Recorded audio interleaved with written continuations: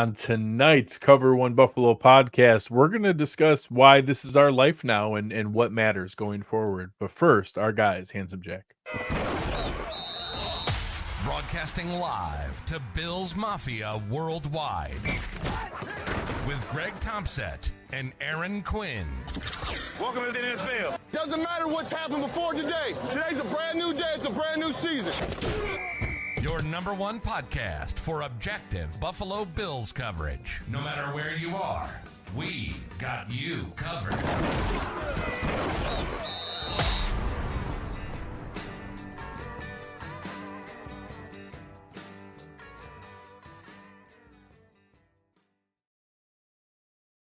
Good evening and welcome to the Cover One Buffalo podcast. You are joining your host, Greg Tompsett, along with my partner in crime, Aaron Quinn. Aaron, Yeah. I spent my time preparing for a football show about new coaches and rooting interests of which teams we need to lose for us to move up from the 10th seed because we're in the hunt. And I have an important question for you. What year is this? I have no idea. I didn't spend any time preparing for anything about this show. You told me the talking points, and I honestly just thought about drinking bleach. And this maybe that I wouldn't even be able to make it to the show. No, I spent, instead of prepping for an upcoming opponent, I spent time watching Christmas movies this week. That's how honestly by far the most productive way time better.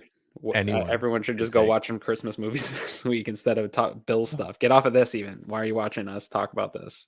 Yeah, seriously, go watch. Yeah, Elf. We could watch Elf. We could, if I want to really get you impassioned, we could rank Christmas movies. That would actually get Chris on playback. Let's do some like Mystery Science Theater and play back some Christmas movies together. Yeah, now Chris's I can see Chris's wheels turning for Miracle on 34th Street. Well, the new Grinch versus the original Grinch. We get into all kinds of stuff. Yeah. So tonight, obviously, we are going to go through a handful of different things. We are going to talk about Gary here, whether we should fire Sean McDermott, what it would mean if we do, who might go with him if he goes, the alternatives or options if we replace him. We're also going to talk a little bit about technically whether the season is over, what we could root for. We're going to show you a cool tool that the credit to the New York Times have actually built a really cool playoff simulator that you can play with.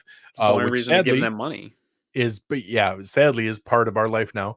And being able to go in and play around with that, and then what things to root for, some of the things for this weekend. So we'll start with the topic that more people are talking about than what I'm in favor of. I'll give credit. I think it was Pat Moran, our friend and your sometimes podcast compadre. He put out a thing saying, show in GIF form how you feel about Sean McDermott right now. I did the Brad Pitt at the end of 7 where he's like crying and trying to compose himself while preparing to shoot. A couple people had the Nino Brown GIF. A couple of people had the Old Yeller GIF. Those were the ones that, like, I love everything he's done for us. I love how significant of a hand he had in turning the culture of the franchise around, fixing our organization, ending the drought. And I've also kind of reserved myself to the fact that it might need to end. Yeah, I put I also replied to that. I didn't get as many likes as you, because mine didn't really feed into the either side, right? Mine was the Larry David where he's standing between the protesters. I think it was when he was going to the Palestinian restaurant and he's standing in between the Israeli protesters and the Palestinian protesters, and he's kind of like, I don't know. That's like so it's honestly where I am though, Greg. We were talking about it. I think people know me, at least people that follow this show and people in Slack. Like I'm a super passionate guy. I have passionate opinions. I stand on those opinions. I'll tell you you're wrong when I think I'm right. I don't have a super passionate stance on whether or not Sean McDermott should be fired, whether or not they should move on from him. I see the side that says they got to move on. The points that they're making in terms of the types of mistakes that have happened under his reign here, whether or not they're all Sean McDermott mistakes, poop rolls uphill, as they say, and he is the ultimate CEO, the leader. So whether or not they're all his mistakes, they fall under his leadership here. I think people take it too far. I think there's maybe a little exaggeration of how bad he is and how bad the situation here in Buffalo is because of the way it feels right now. But then people on the other side that are saying, you have to keep him, that it's only going to get worse. I don't subscribe to that either. I do see the points that the Fire McDermott crowd is making. His seat's hot for me.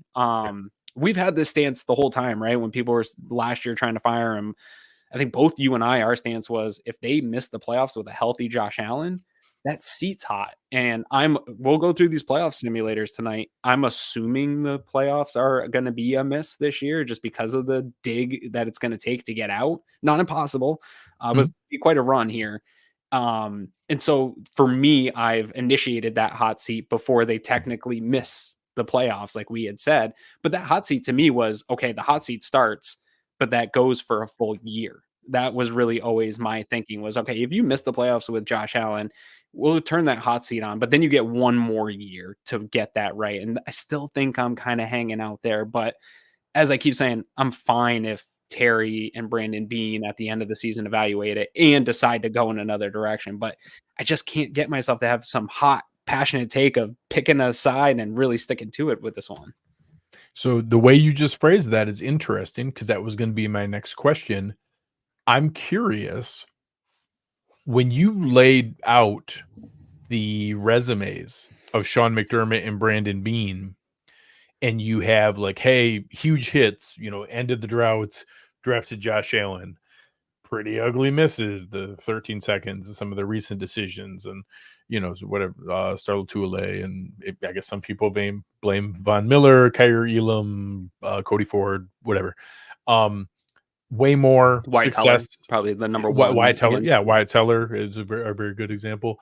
Also, lots of good value hits, lots of good value picks, just like the Bills have won lots of games, and Sean McDermott's the winningest coach in franchise history, percentage-wise.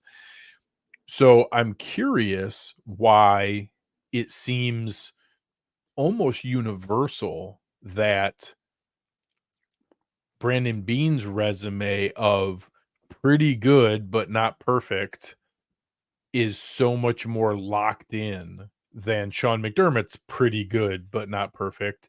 Obviously, the recency bias of like how recently we've suffered through some of those mistakes. I don't even disagree. I actually think if it did come to that, it is possible that Brandon Beane stays. Brandon Beane could be the voice in Terry Pagula's ear, but it's odd to me that I actually think their resumes are way more similar than people want to acknowledge. Yeah, it came to me this morning, and I kind of put it out there, just saying like, the one thing that bothers me about this whole coaching search is you just insert whatever hot offensive coordinator name it's going to be. And so I put out a post about that, and somebody was saying, well, and my point was I didn't totally trust Terry Pagula to make this correct decision either way, whether it's firing McDermott, hiring the next guy, whatever his decision is. I don't trust Terry Pagula as plenty of evidence that he lucked into McDermott. I feel that way. I feel like, I got a lot of things about Terry and sports ownership that I'm not a huge fan of. And so, I think there's some luck there. But the comment came to me that, well, Brandon Beane's going to be a big part of that coaching search, and I trust him. And that's where you saw my reply of like, well, that's weird to me. The logic doesn't hold up that we hate McDermott. It can't get any worse than him, right? Like that's where that's where things are coming from. But that we love and trust in everything that Brandon Beane's willing to do, where in my mind, I do love Brandon Beane. I still really like Sean McDermott.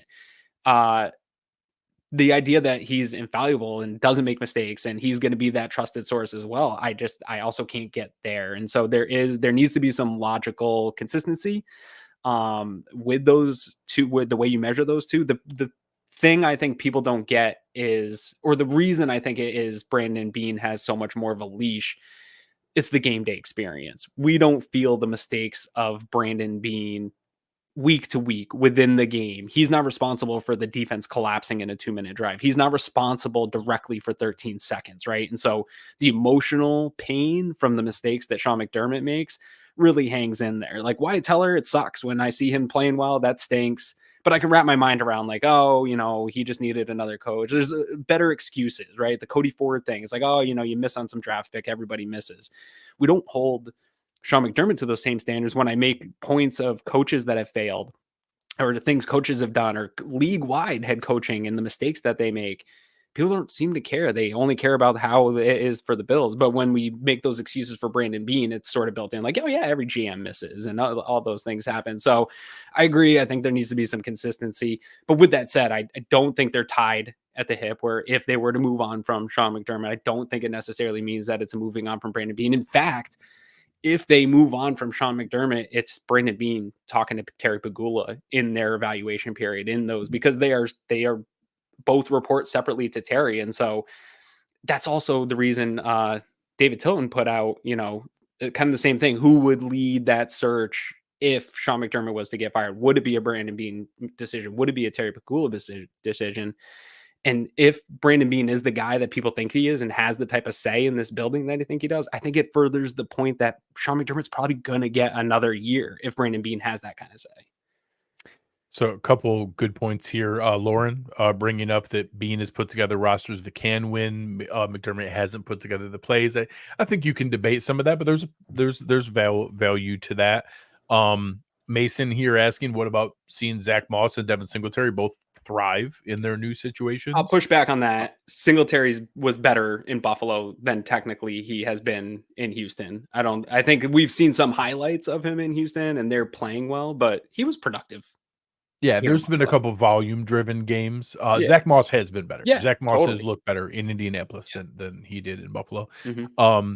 You boy Lettuce here is drinking his way through it, so I respect that. Hope it's not bleach like I was thinking about. But. Yeah, I think it's Jack Daniel's honey. Let's see the picture right. Probably tastes the same. But yeah, you never know. I think I agree with the sentiment of what you said because I have it narrowed down. First, and you already said this, but I'll ask it just to be crystal clear. Do you think Sean McDermott's going to be fired? As I see it right now today with what we are at 500, no. I think if they're fighting for playoffs, say we end 9-8 and just lose some tiebreakers and end up the 8th or 9th seed, but win the games we're supposed to, maybe lose the couple that we're not going to be favored in, and end 9-8, but they debate on how much is the injuries and how much is I think the they other can pieces that went. Man, should we have changed out Joe Brady earlier? Yes, I think there's plenty of context variables that Sean and Brandon can go to Terry and say, hey, we lost 3 all-pro level players at each level of our defense. Go watch Cover One Film Room. After this, they went on earlier today talking about what are some of the issues that we're seeing on these end game drives, right? Like why is the defense giving up some of this stuff? And it kept coming back to Daquan Jones, Matt Milano not being there and them trying to figure out ways to call this defense without those huge playmakers as part of the defense. And Adam did a great job in breaking down, hey, our success rate in those 2-minute has not been good. What you're seeing adds up with the charts, but over the past few years, it actually has been really good. And part of that is those guys not being there. So I think they're going to use that. They're going to show that. They're going to show, hey, this was a real tough schedule. Josh got hurt for a little bit of time. The Dorsey thing, that wasn't necessarily a Sean McDermott promotion, right? They were doing what Josh wanted from all accounts. Josh wanted this continuity. They moved on from him, made that right decision. Looks like Brady could be a good hire. We got the right OC. Like I can see plenty of ways they're going to sell this to Terry as long as it's not the wheels fall off and they lose to KC, they lose to Dallas, they drop 3 in a row here and they lose the locker room, then for sure Sean McDermott's got to go. But I think if they continue on competitive, even in losses, if it's the 1-score losses, like this loss to Philly sucked, but they also played the best team in the NFL as hard as anybody has played the best team. Went to overtime. Went to overtime with them and played. You can very easily say, we shouldn't have lost to the defending NFC champions and we blew that game because we played much better than them. And it's the best team in the league. Like that's, they have the best record in the league. So Brad here, if you think what Aaron just did for the film room is a shameless plug, Wait till you see this. This question here, Bob asking, what does the salary cap look like for the next couple of years? Just wait. I'm going to go over that tomorrow night. So tomorrow night, I'm going to be doing a actual like forward-looking salary cap show. People have a lot of questions about, hey, what levers can we pull? What things could we do? How bad is it? I'm going to go through all that. I'm going to go through like the easy stuff that we're going to see.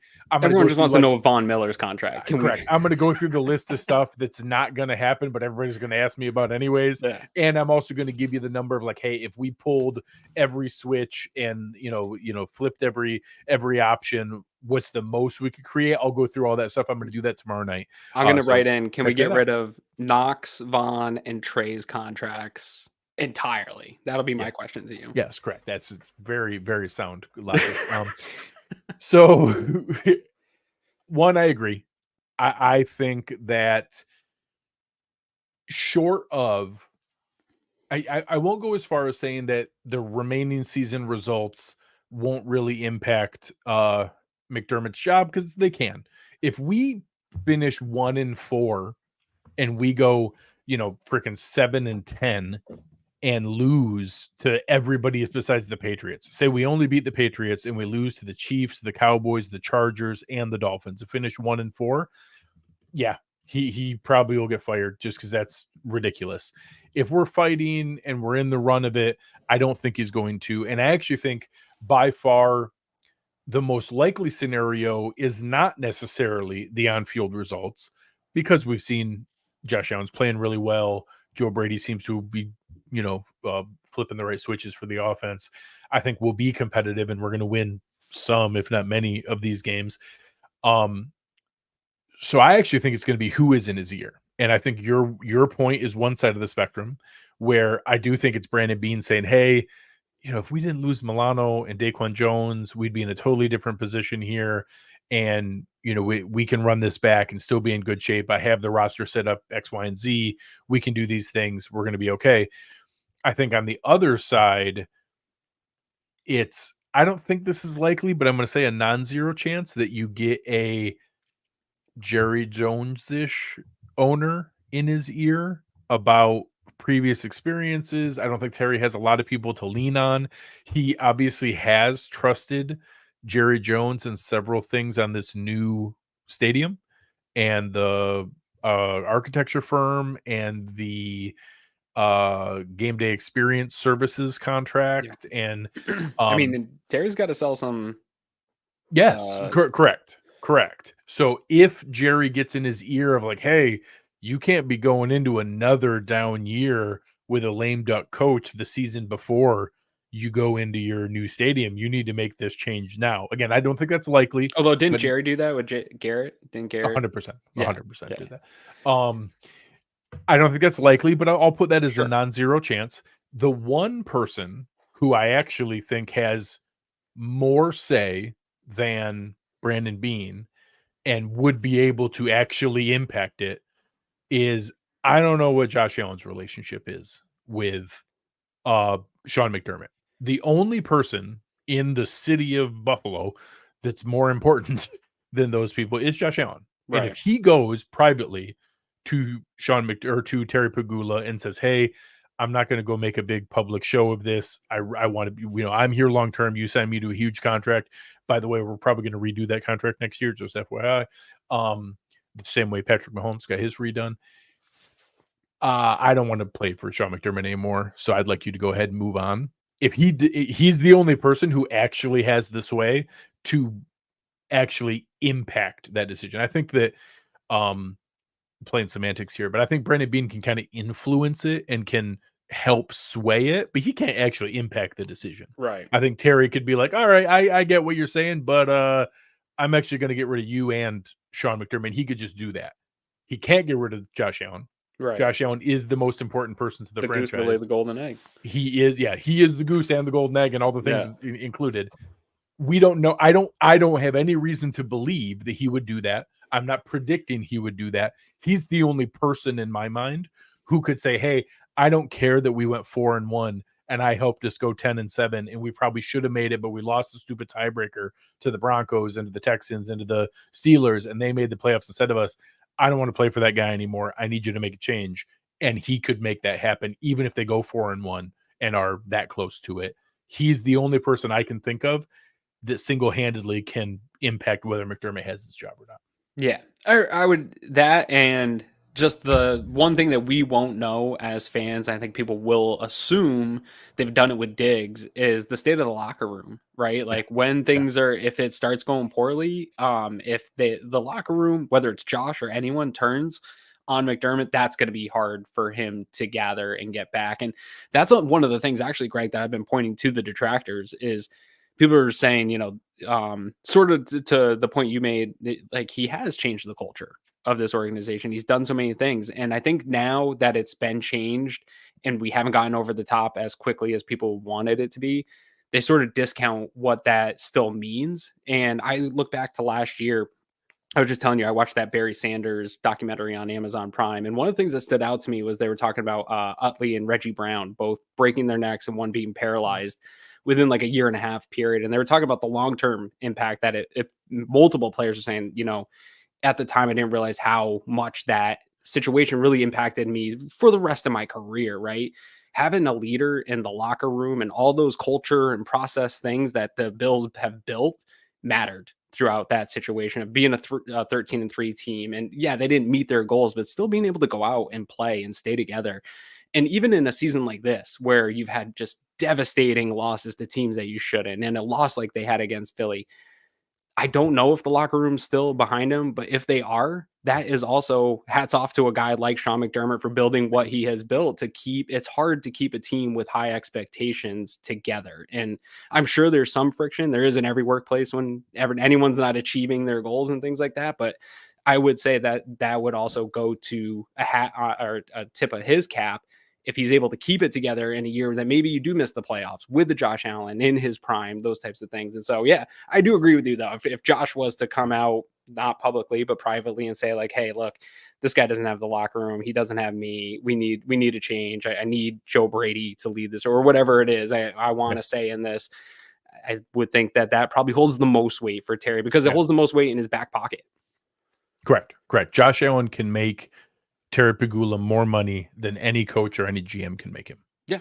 That's just the way the NFL works nowadays. Yeah. So let's separate a couple different things. All those things said, I've backed off. At one point, I was pretty firmly that he's not going to be fired. And it's almost a 0% chance that he's just not going to be fired, even though I want him to be and have accepted it. And I think we need to go on to what I'm going to ask you about in a second. I've backed off of that, and I now think there is a possibility. I don't think it's likely. I think it's very, very likely that Sean McDermott is back next year, that Joe Brady finishes the season well in his ROC next year, and that maybe McDermott hires a defensive coordinator next year because he realizes wearing both hats was too much. And I think you brought that up as one of the, he'll say explanations, most people will say excuses as to why he hasn't performed as well as he should have, is he couldn't wear both hats on game day in the way that he used to and needs to go back to just decision making. And whether that's true or not, because there's plenty of other people who are the offensive or defensive play caller and seem to do a pretty good job with the game day decisions, he might be able to use that as an excuse. So let's separate that. Let's assume that they do move on. I have made the case that I think it has to be an offensive-minded coach, and that honestly, I think one of the biggest reasons you move on isn't the performance of McDermott. It's the fact that I don't want to play this play caller roulette over and over again. That, hey, if Joe Brady does awesome, then we're only going to have him for next year, and then somebody else is going to hire him as a head coach, and then we'll go to hire a new head coach, and you won't get the top 5 offensive coaches because they're all going to get head coaching jobs. You're going to get the 6th best guy and just hope that it works out. And over again, if you do hit on Ben Johnson or Bobby Slowick or whoever, you're only going to get them for a short period of time, because if they're good, they're going to leave too. And if they're not good, you get the Ken Dorsey or the Matt Canada or whatever, and you fire them because they're not good. It's a no way. It's either a short window of good or no win. So I think it has to be an offensive coach. How do you approach that in casting the proper net, finding the right talent, who can control them? We have examples of CEO style coaches. Mike Tomlin doesn't call offense or defense. He's awesome. I'd love to have Mike Tomlin, but that idea of what they just did with Matt Canada and having to start over in Pittsburgh, how do you approach that if we go through and we do turn it over, and how you cast that net of finding the next coach and what you think makes more sense? Yeah, I think you and I are at a bit of a disagreement here, and I want to be careful to say I understand your logic, and I understand the logic of people saying that, like, for sure, if it works, if you make this move and it works, and say it's Ben Johnson, I don't know, Ben Johnson Whoever. turns out to be a very good head coach. We know he's a good play caller, right? Like, I Yeah, think that you correct. look at his Correct. offense, you can see the structure of the scheme in his offense. It's One thing I will creative. urge people, I don't think his offense is what people think it is. In terms of, Way more run heavy than what people yeah, think. if people were worried about Sean McDermott's influence over the offense being run heavy, then I got bad news for you about Ben Johnson. But anyway, that's probably another conversation. But say that works out.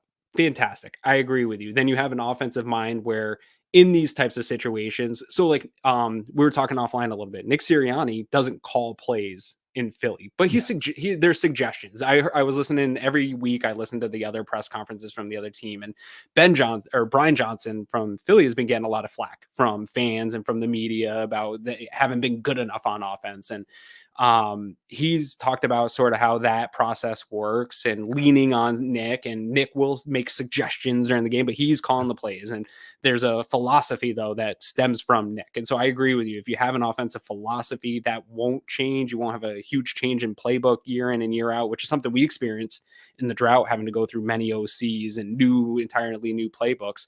But I don't know that it's the slam dunk that we all think it is, in terms of you have to get that guy. It has to be offense, because one, the NFL still hires defensive head coaches. You look at a bunch of the new head coaches that have come up, D'Amico Ryans, maybe D'Amico the Ryans, Eberflus, Sala. Gannon, Sala. Yeah, so there's a chance you lose that defensive coordinator, and that side of the ball still does matter, even though Josh Allen is the goose that laid the golden egg, and you want to make his life as comfortable as possible. It wouldn't be fun to turn over defensive schemes year in and year out as Sure. well, and that's something Brandon Beane would have to deal with, or whoever.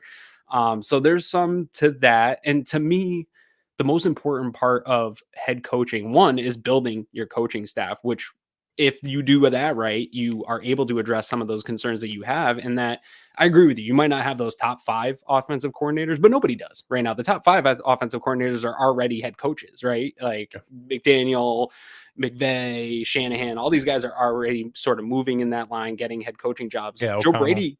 Yeah, Joe Brady's not the top 5 offensive coordinator in the NFL, but he's good enough for us right now, right? And there's a bunch of Joe Brady's scattered all throughout. Ben Johnson was a quality control coach, right? Some of these guys are In theory, receivers. McDermott should be credited for having Joe Brady on the staff ready to Yes. take over. Like Yes. that was a smart succession planning option to have. This is something that we've actually credited McDermott and Beane for in the past, of all these conversations of what if we lose Leslie Frazier? What if we lose Brian Dable? What are we going to do? And well, we got guys in staff. And as bad as Dorsey was, and as frustrated as we were with Dorsey, that offense, they still went 13-3. That was still a top offense in the NFL. Like, it wasn't meeting our expectations and things were going wrong. But he was still doing a better job than a lot of offensive coordinators in the NFL. So they've been able to do it and build a good staff. There might be guys on the staff now that would make good offensive coordinators that we just don't know yet. Yeah, And correct. Joe Brady, if he's able to put a staff together next year, I'm assuming that if he stays, he'll be able to be the offensive coordinator going forward. Who knows who's going to come to work with him? And guys are going to want to work with Josh Allen. Like, Josh Allen is a catapult of getting Joe Brady's that next guy. Look what he did for Brian Dable. Brian Dable was a failing, like, kind of around league circles, went to college, had a little success with Alabama, who's a juggernaut, but he didn't have NFL success outside of New England as a tight ends coach. He came to Buffalo. This was his first real success as an offensive coordinator. Josh Allen catapulted him.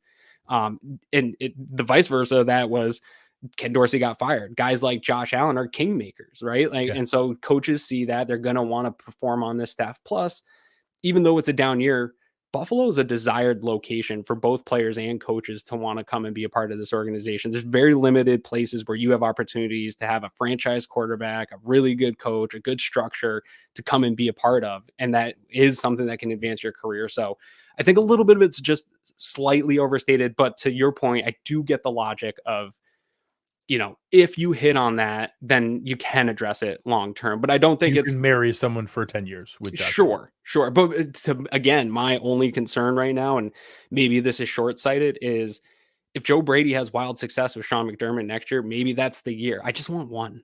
Greg. Like, I just need one. And that's what Tomlin and Harbaugh have ridden Yeah. 10 years of, and even Pete Yeah. Carroll, right? Like, Yeah. they just got a They little only bit of got one. success, Each of those only have one. and nobody's trying to call for their jobs. Yeah. And I think it is interesting that, if next year we get it back, Sean McDermott comes back, we run the defense back healthy with Milano and Daquan Jones, we make a couple right moves, Joe Brady, catches fire, again, people are going to laugh at me, and we win the Super Bowl.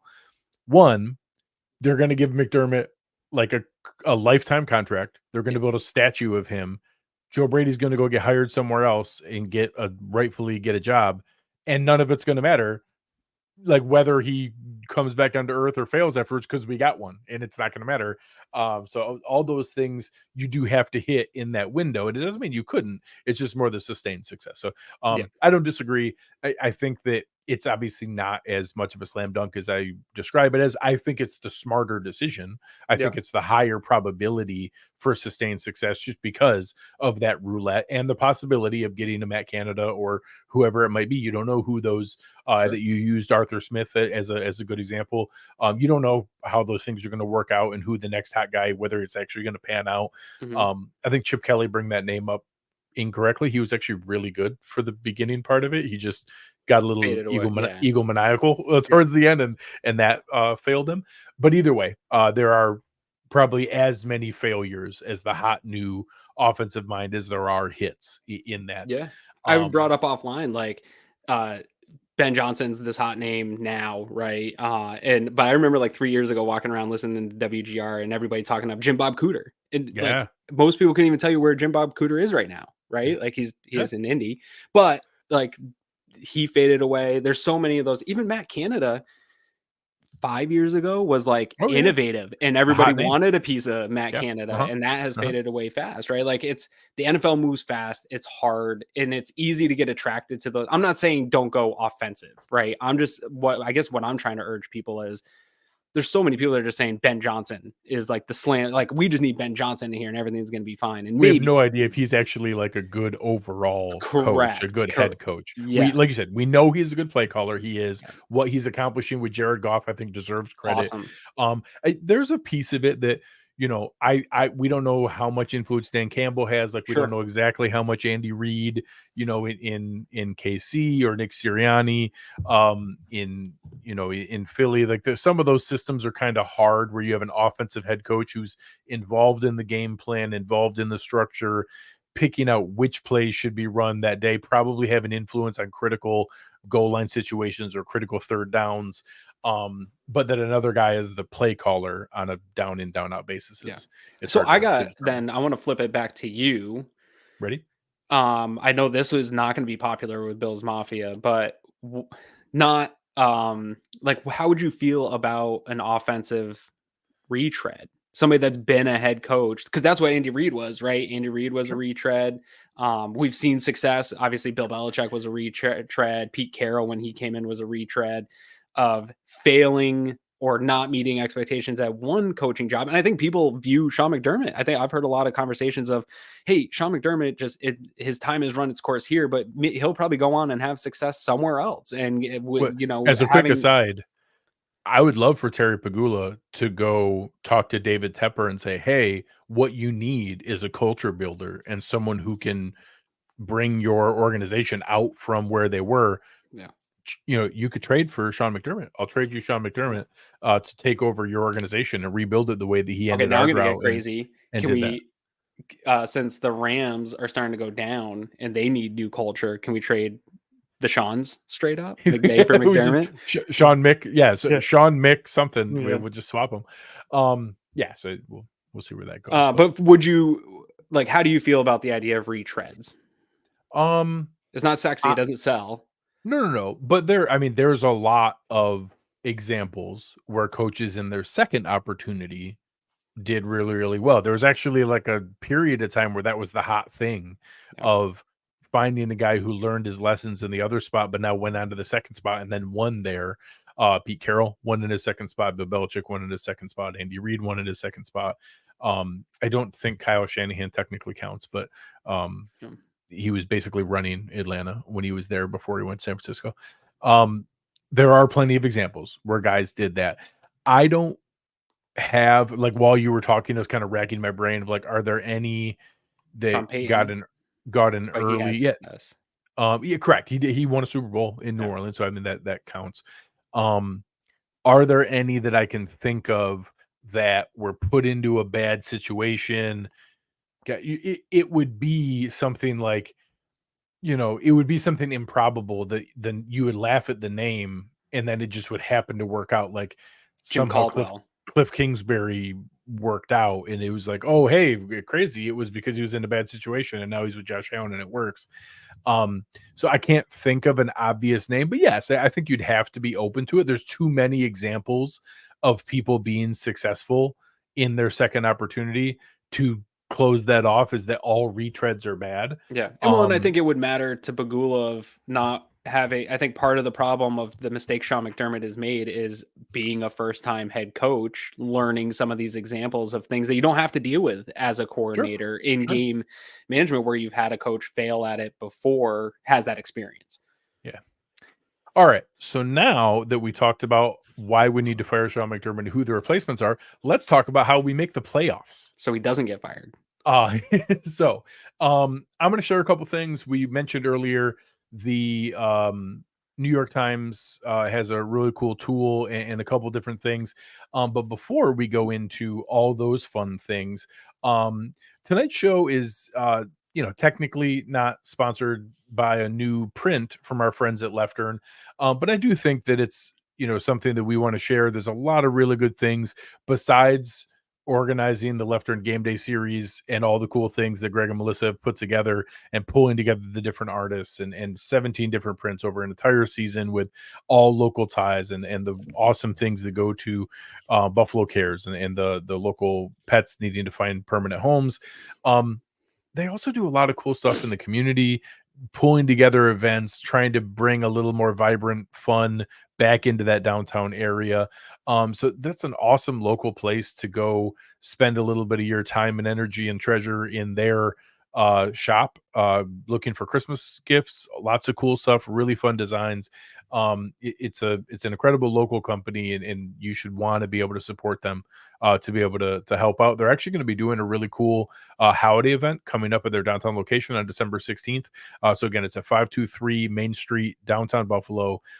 Head on down there, tell them the folks at Cover One sent you and that you're down there supporting them because they're awesome people doing a lot of good things. So we give Greg a hard time an awful lot, but he's actually pretty fun to work with and has been a great partner as we go forward and is responsible for the designs over my shoulder here and the ones behind you and a lot of other cool things that have brought fun to Bills Mafia. And you should still support them. They've got cool merch, really cool for me to wear. But if you're a cool person, you should go check out their merch. Yeah, I'm not cool enough to post their stuff. Yeah, they also had a puck drop. I don't know if he's doing more of those. I haven't talked to him yet because I'm not a Sabres fan. I know when the season was starting, he did a print series for Buffalo Sabres. So if you're a Sabres fan, I'm looking at their website right now. There's still one up there, signed, sealed, delivered. And so this one was designed by Greg, pretty cool stuff. So they're just super creative, really passionate about the area, passionate about Buffalo. And yeah, I would say the cool thing about this sponsorship, Greg, if you're listening, is I feel like Greg's a friend of mine. Like I share music with him, we share jokes and stuff like that. And that's a cool relationship to build with your sponsor. So if you care about our show, everyone's always asking for ways to help out. Go and visit Leftern, take a look at what their stuff is. And when you spend money locally, it really does make a huge impact, especially around the holidays. There's a ton of data out there. I'm not going to get in preachy about it. I'm a big supporter of buying local. That money circulates back in the local area. So if you care about Buffalo, you care about our podcast, that's the way you should show your money. Yeah, 100%. One last quick thing here. Again, your boy Lettuce bringing it up here. For the people who hate Sean McDermott, you'll be shocked how fast he will be re-employed immediately, probably with a couple options of jobs, he will be absolutely a head coach again, virtually instantly. If we were to move on, he will get a job immediately. But again, if we have to move on, we have to move on. That's how it works. If he So dies, he dies. if he dies, he dies. So there's a couple things we're going to look at. First, we will show you just the standard How bad it piece looks. of what is here right now. How big of a hole. The Buffalo Bills are currently the 10th seed in the AFC. So the teams that we have ahead of us are lost to the Broncos. Looks extra painful right now. Yeah. The Houston Texans are ahead of us. The Indianapolis Colts are ahead of us. God, this sucks. The Browns, the Steelers. So there's kind of a top tier. The Ravens, Chiefs, Jaguars, and Dolphins are all 8-3 or Not 9-3. They are all leading their division. They all have a healthy lead. I expect that to continue. I don't expect that to change. I think those 4 teams are going to win their division and cruise to it. And honestly, Bills fans should root for those 4 teams. There's a path we'll talk about with the Dolphins where technically if they lost a couple times, the last week could come down to a tiebreaker. And if we won both against them, we could technically win the division. It's not realistic. It is in our best interest for them to beat teams we need to play. And for those 4 teams to just continue to pull away. What we're going to be rooting for, and we'll show you, is every single game you can root for the Steelers, the Browns, the Colts, the Texans, the Broncos. You want those teams to lose every single chance you get, and we'll show you how that works. We'll talk about a couple things coming into this week. There's not a ton of games that are super impactful, but we'll show you the handful that are this weekend. Technically you want to root for the Titans to beat the Colts because, again, every chance you get for that is a fun one to root for. We always want to root for the Patriots to win now to mess up their draft spot, but that's unlikely to happen. Here, there's 2 or 3 really impactful ones. The 3 that I want to highlight are the Steelers and the Cardinals. The Steelers are favorites. I actually think the Cardinals with Kyler Murray is a game opponent there and can really give them a good match, but you want to root for the Cardinals to upset the Steelers. In theory, you can root for the Commanders to beat the Dolphins because it doesn't really hurt anything. A Commanders win doesn't affect anything. So you can root for them to beat the Dolphins. Again, if you hate yourself. There's no clean way to root in the Broncos and Texans game. Technically, you probably want to root for the Texans because we would lose a tiebreaker to the Broncos, but most likely there's going to be 2, 3, and 4-way ties, in which case the head-to-head is taken out. So if we're in a 3-way tie with us, the Broncos, and the Texans, because the Bills and the Texans never played, the Broncos and Bills head-to-head doesn't matter anymore. It's other 3-way ones of conference record and things like that. So just root for the Texans because Sean Payton's not likable. Correct. Just root for them because it's easy to root against Sean Payton. And then another big one, any NFC versus AFC, root for the Rams to beat the Browns. The Browns have some quarterback issues. They are the some quarterback issues. A little slight. Joe Flacco might start right? Joe Flacco. In case you weren't aware, Joe Flacco is in the NFL and might start a game this weekend. Yeah. Crazy. So I think they are the team ahead of us. Them and the Colts. The Colts technically are ahead of us too. That are the most likely to lose down the stretch because of their situation. So starting that snowball rolling is an important one for the Bills. You're more dialed into Cleveland. Is Myles Garrett hurt for that? He is hurt. It sounds like he's going to play. So I don't think he's going to be 100%, but it sounds like he's going to try to play. Yeah. Also, if they make the playoffs, like, not to get off track here, he should be an MVP candidate. Legitimately. He's a monster. I've said it multiple times. This is not just because I've lived in Cleveland for a long stretch of my life. If I could redraft the entire NFL, the first non-quarterback I would take in an NFL redraft is Myles Garrett. I would take Myles Garrett as my number 1 non-quarterback of any position, any other player.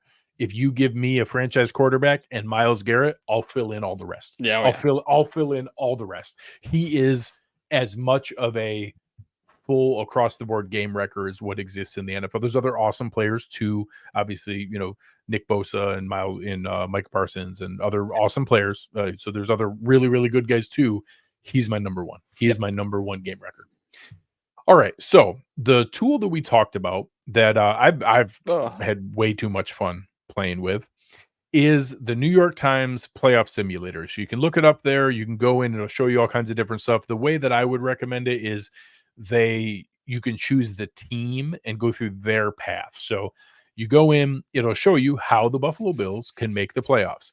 So I have taken the liberty of going in and predicting every single game besides the 5 Bills games. I did not make any decisions. I literally just chose the Vegas favorite in every single matchup. So, obviously we want the Cardinals and the Commanders and we want the Texans and the Rams to win, but I didn't do that. I didn't pick what's in our best interest. I picked what Vegas is, the favorite is to win. We would technically want the Titans to win. That would help the Bills. Each of those situations, would help the odds and would change those different things. And as you change those decisions, it impacts the percentage up here. Yep. So I went through, this is every single Vegas favorite, and obviously that's not going to happen. There will be upsets, but last week, the favorites were 13-3. We're getting towards that end of the year where the teams that are losing now don't mind losing. It's helping their draft position. The teams that are trying to win are trying to win. You actually have fewer upsets towards the end of the year, except for the games where you have 2 teams fighting for a playoff spot. So all those fill out. All I left were the Bills and their matchups. So how did we go from 23 to 19 when you just switched everything back? I probably messed something up. No, I think I just looked. I think everything's back to the way it was. It does look like it. I don't know.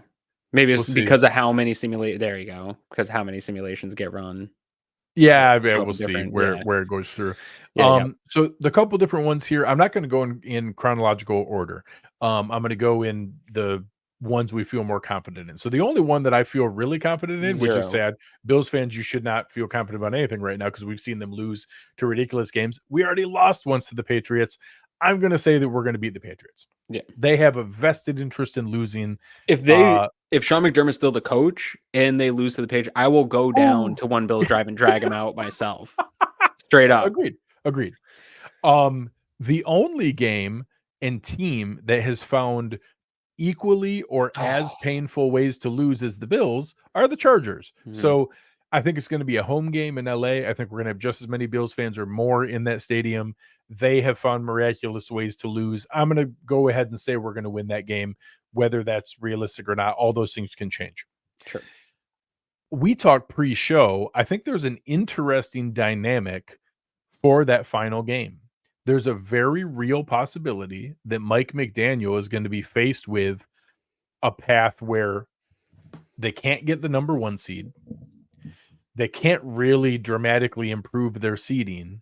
And their only chance at resting players and getting their version of a bye week is to sit their starters against the Bills in week 18, when it's possible that the Bills could be in a win and you're in situation, or I take that back, probably a win and need a little bit of help to get in. And the Dolphins could be faced with, hey, if you don't do this right, you could play the Bills again the next week in the next game. So I think that's an interesting spot where how much do they care about rest? Who do they have that's dinged up? Tyreek's been getting dinged up almost every week, it seems like. I mean, you look at their offensive line. How many of their players go? They just lost Jalen Phillips. They've had Jalen Ramsey back and forth. There's a lot of different pieces there. So that's an interesting one. We already beat them once. Let's say that we get a little bit crazy. I just zoomed in too much. I do that all the time. I'm playing with my mouse too much here. So as we go through and look at that, I think that's one where I'd like to say that we can beat the Patriots or the Dolphins again because we already beat them once. But obviously right now we're messing with all kinds of stuff. Sure. Let's give ourselves the credit that we're going to win those final 3 games. If we lose both the Chiefs and the Cowboys, there's no real scenario. We would need a whole bunch of other things to happen in a bunch of other, stuff like needing, some pretty crappy teams to win down the stretch. Yeah. That are just unlikely to happen. Needing the Jets and the Patriots to beat the Steelers and different stuff like that down the stretch that is just not likely. If we win both, of course, if the Bills go 5-0, they're going to make the playoffs because 11-6 is going to make the playoffs. I actually think 10-7 is going to make it because I don't think it's crazy. There's so many good teams in the AFC. They're going to beat each other. I think it's reasonable. The 7th seed could be 9-8. I don't think 9-8 as a 7 seed is going to help the Bills because we've lost so many AFC games that our tiebreaker scenario is pretty bad. Yeah. So it's not 0. If we go 9-8, there are scenarios where we can make it, but it's unlikely and we would need help. So by far, the most likely scenario, besides going 5-0, of course, if we run the table, I'll guarantee that we make the playoffs. 11-6 is absolutely making the playoffs. So if we run the table, we make the playoffs. The most likely scenario is that we split. The most likely scenario where we make the playoffs. Now, I'm not saying the most likely scenario to happen. I'm the most holding likely you to that. I'm going to clip this up. And yes, correct. Yeah. The most likely scenario to happen is that the Bills go 4-1 and split one of the next 2 and then finish on a 3-game winning streak to make the playoffs. That is the scenario that I think in almost every realistic path. I played around with quite a few of them. There are not that many scenarios where there are 5, 10-7 teams and one of them is outside in the playoffs. It's very likely that you're going to have only 3 10-7 teams or better, and that all of them will simply make the playoffs just because too many of them play each other. The Broncos and the Texans play each other, and there's just a lot of the teams play against each other, and one of them is going to knock the other one out. The Bills are actually one of the weird ones. We don't play a lot of the teams we're competing against. We already had those. We lost to the Broncos with some of those different games. The Chargers are pretty much that they would have to run the table to be able to do it, and obviously I don't think that's as likely. So, where is your head at on? Do you think 4-1 is crazy? We just saw what we did against the Eagles, what we're capable of. We just saw we should have been up 30-7 on the Eagles, but then we also threw up all over our shoes and let them come back and win that game. Do you think it's completely batshit crazy and I'm just being a homer to say that 4-1 is possible and that we could still make the playoffs? And that I'll even take it a step further. If we do this, no team is going to want to play us as a 7 seed. Like the Jaguars could have an awesome season, one of their best seasons in franchise history.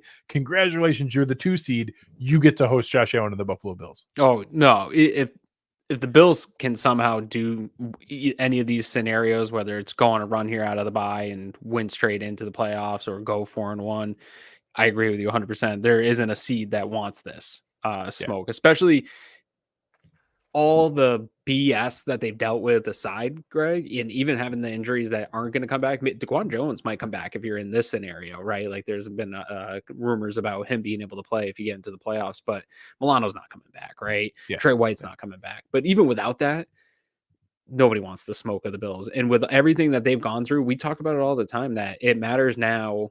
Obviously, they've buried themselves in a hole. It's not, you don't want to be playing your best football having buried yourself in the hole, but you do want to be playing your best football this period of time. And when we saw that schedule come out in the bye, it was like, okay, now you'd have a great opportunity to just reset, thinking we'd have more wins stacked, but reset and then be able to go on some type of special run heading into the playoffs. Now you need that run to occur to even get into the playoffs. And so I think we felt that the idea of a special run was viable before the season when we thought this team was good, but that doesn't mean that it's not viable now. That you still have Josh Allen, you still have an offense that is heading in the right direction after 2 weeks of Joe Brady.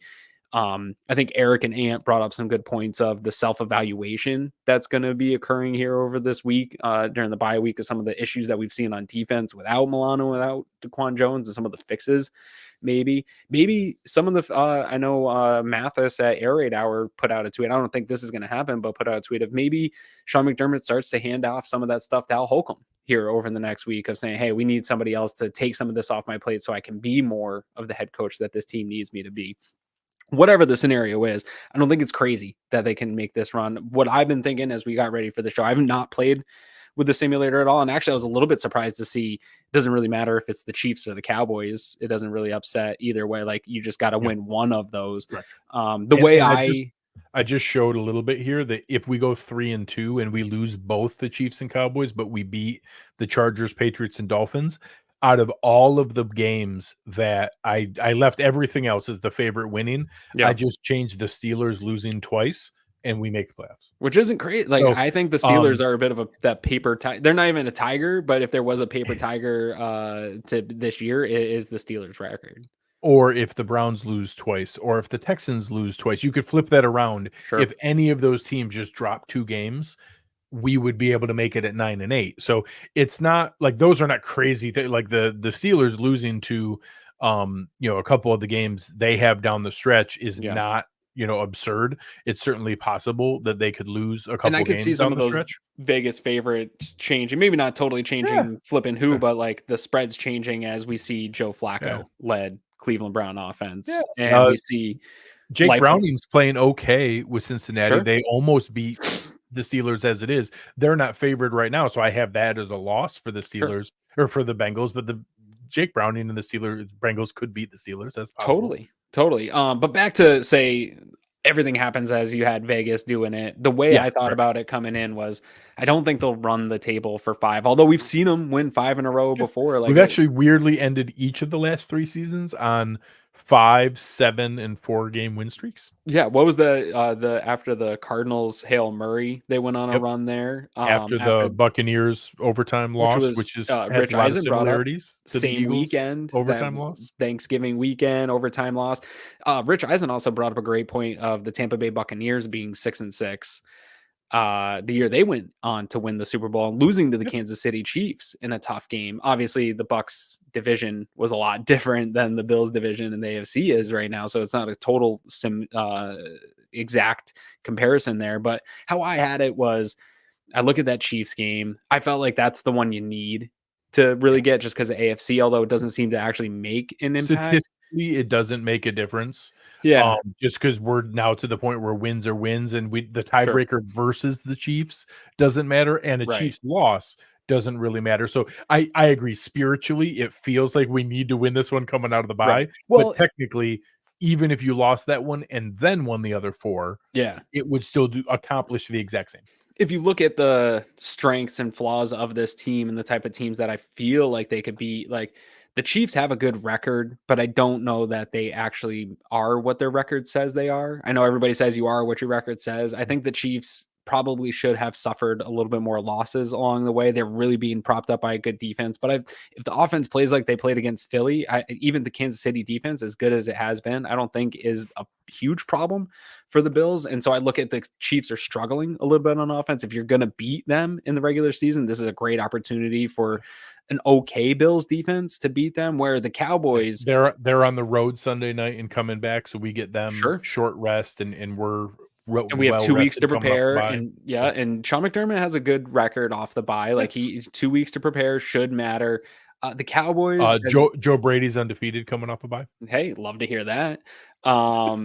The Cowboys one is, out of the remaining games, the one that probably scares me the most in terms of Dak is playing really well. They're super hot right now. They're very hot. That offense, CeeDee Lamb seems unguardable. Like it's completely unguardable.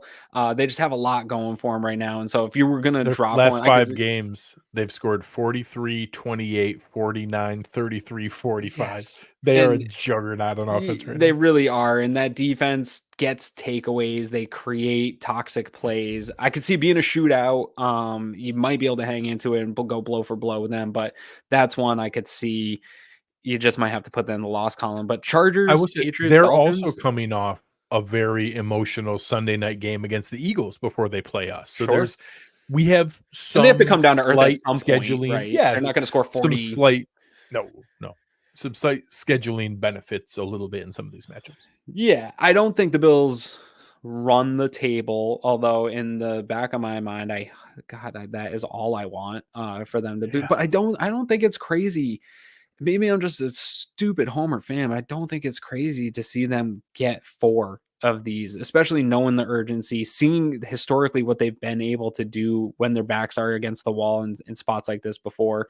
And as much as we hate Sean McDermott, this might be the rallying thing that this team needs, of playing around their coach, because maybe we all hate him, but maybe the locker room doesn't. And they see the writing on the wall and that there is going to be an evaluation at the end of the year. And that's just enough to push them over the top here. The bye week couldn't happen at a better time for this team. I mean, you would have liked to have it earlier with some of the injuries, but going into this run is where you really need it. And so I don't think it's crazy to say that they could do that. But and to your point, Greg, if they lose the next 2 and win 3 in a row, some of the scenarios that you talked about, like I really don't believe in the Steelers. I think the Broncos have won 5 straight or something like that. Yeah. I don't think they're going to continue on that type of run either. I think the Colts aren't the team that is going to necessarily win a bunch of games. I think the Browns are going to also start to drag a little here with that quarterback situation. So one of those teams, that spot's going to open up. So even if you just win the 3 to finish, which would be a cool run as well, painful for the next couple of weeks, and the discourse would be terrible. But in those scenarios, you could still get into the playoffs. So actually, I was dreading having to go through this with you because I haven't started playing with the simulator yet because I refuse to. I'd rather just watch Christmas movies. I actually feel a little bit better about the types of situations because in the back of my mind, I thought it was you got to run this table to have any real shot, but it doesn't appear to be totally the case here. Let me give one more. Jeffrey here is asking, can we still win the division at 4-1? So the Dolphins' remaining schedule is not that hard. Yeah. But they have a couple games in there. Anything's possible if you believe. Well, so they are not going to be favored against the Cowboys, and they are not going to be favored against the Ravens. So right now, obviously, I have them beating Washington, Tennessee, and the Jets and losing to the Cowboys and Ravens. So if they go into Week 18 at that rate, that means they're going to go into Week 18 already with 11 wins. And no matter what happens, Week 18 will not matter. Yeah. So the scenario where even if the Bills run the table, everything is possible because they would then go in with 10 wins and an 11th win would tie the Dolphins and we would have beat them twice and we'd win the division. So taking it back, and let's assume we don't run the table and we're 4-1 to Jeffrey's question, what it would take is it would take one upset of the Dolphins. So if the Dolphins were to lose to the Commanders, we win the division. This is, again, assuming we beat them in Week 18. Right. But if we want to set it up, let's say not even beat them. If we want to set it up to where Week 18 is an AFC East championship game and that the winner wins the division and the loser goes in the wild card, because both teams would make it in both scenarios. If we want that to happen, we need to go 4-1 or better. 5-0 would be perfect, but 4-1 or better. And we would need the Dolphins to lose the 2 games they're supposed to lose, which is to the Cowboys and Ravens, plus one other upset. So they would have to lose to the Commanders. They would have to lose to the Titans. Wait, so you're saying Aaron Rodgers needs to come back? Or is that what this is? Aaron Rodgers comes back and Aaron Rodgers beats the Dolphins, coming back in his game, returning to football. So yeah, one of those 3. One game that the Dolphins should not lose to the Commanders, the Titans, or the Jets.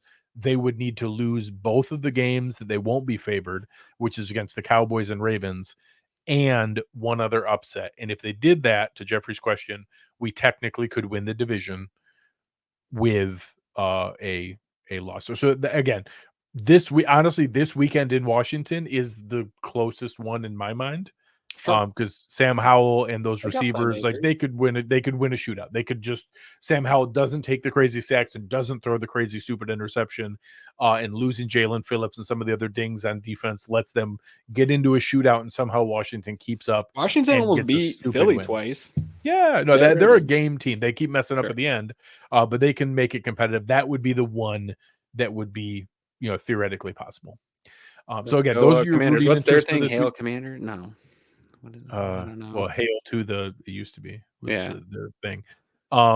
So again, this weekend you want to root for the Titans to beat the Colts, you want to root for the Cardinals to beat the Steelers, you want to root for the Commanders to beat the Dolphins, you want to root for the Rams to beat the Browns. Those are all the things you want to root for going into this weekend. In theory you can root for the Packers to beat the Chiefs and the Bengals to beat the Jaguars. All those things are it doesn't actually matter all that much because those teams are already going to probably win their division anyways. But the more chaos we can invite, the better it is for the Bills. Love so just chaos. Root for chaos. I'm going to start putting money on all the teams, the opposite of what we need. Just go bet on the Dolphins, bet on the Colts, bet on the Steelers, bet on the Browns, and either you'll almost be guaranteed or you'll be happy. Yeah. One or the other. Either you'll be happy or you'll win money. That's a great way to watch football. Yeah. Now I got the most important question of the evening, Greg. Ready. Do I have to still keep making breakfast sandwiches after they lost last week? Because I made them. I thought we were gonna. I really thought this team has got me so effed up mentally that I brought back all my dumb superstitions, thinking like they need me to really get my game on, and then it worked for a week, and I was like, I'm back. I'm doing it all. I got it all back up the next week, and they lost again, and now I'm really confused as to where I sit at with breakfast sandwiches.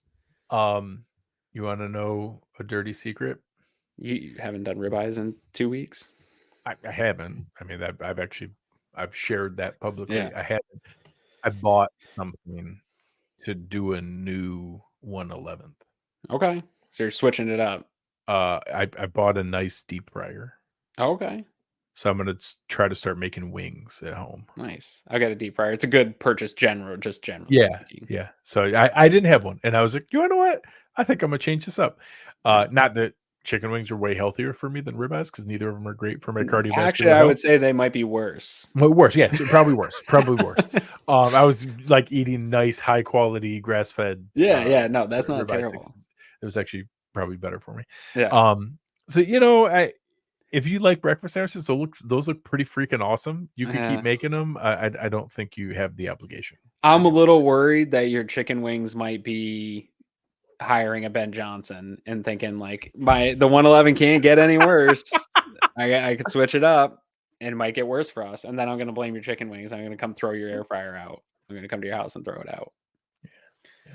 Anyways, we've been talking long enough. I was just going to say, I'm excited because we got it to 66 minutes. We went over an hour. And I said I was leaving at 60 minutes. There's no chance we should have gone an hour tonight. This is absurd that we talked an hour for there. For all of you absolute sickos who listen to us on a bye week, talk about playoff simulators and firing coaches, press the like button. Not even and thank you. Like, thank you for being out here. of recommendations or out of like doing the right thing for the algorithm, out of pity, like just purely feeling bad that we sat here and did this for you guys. I didn't want to be on this show tonight. Yeah, feel bad for us that and out of pure pity, just go press the like button. Leave us a comment about the most pitiful thing that we talked about. Like, hey, let's have a contest. What was the saddest? You guys are idiots. You think they could run the table that we talked about tonight? Was it saddest that we debated which side of the ball we need to replace our head coach with, or was it saddest that you can kind of tell we both talked ourselves into how we can make the playoffs still down the stretch? Is that sadder? You could let us know which thing was more sad in the comments on YouTube. Please let us know. But thank you guys. This is really, really great. And ultimately, one of the things we show this video each week, we really mean it. It's been very cool. We've actually branched off into a bunch of cool different things on our Slack channel with, channels about talking about college football and prospects and the Sabres and all kinds of different crazy stuff. So if you want to find out the best way to support us, it's right here. Many people ask us the best way to support us here at Cover One, and that is to sign up to become a Cover One Pass member. That contribution helps give us the access to all the data and information we use to create the content that you love. And I think most importantly, brings you into our community of insiders. It's a great community based on Slack. I know a lot of people don't want to be on social media anymore or be in on those conversations. We bring all of it to you right in our great community of educated fans. And most importantly, you get access to our content creators. Even better than that, everybody loves merch. You get awesome t-shirts, a cool decal, and a letter from the Cover One team signed directly to you. All for $60. That gets you the entire season, next year's free agency and draft. $60. Click the link in the description. Cover One Insider. Become one today. As Aaron said in the final there, it does cover you for a year, so it'll take you through all this offseason, all through all of next year. Next year will, of course, be much better than this year, but it'll take you through all of that. Also, I actually had a couple of people reach out. If you know someone in your life you think would enjoy that, who complains about Facebook and Twitter and social media, but wants the community to talk to Bills fans, it really is a cool gift.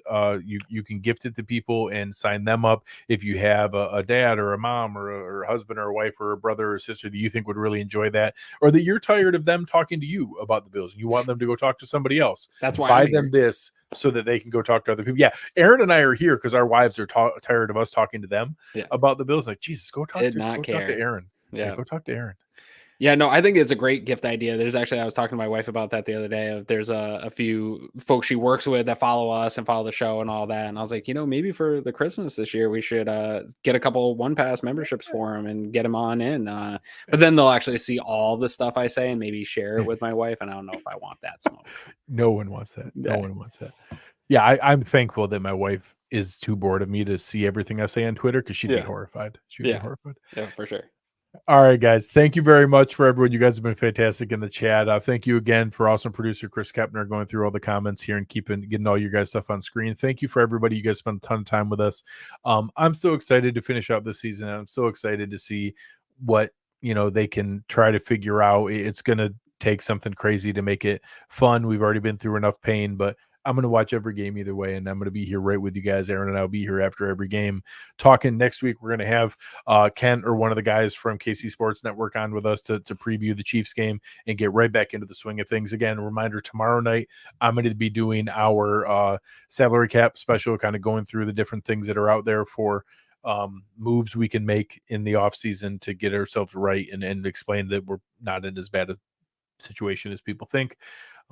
But on behalf of Chris and Aaron, I'm Greg Tompsett. You've been listening to Cover One Buffalo, and we are out.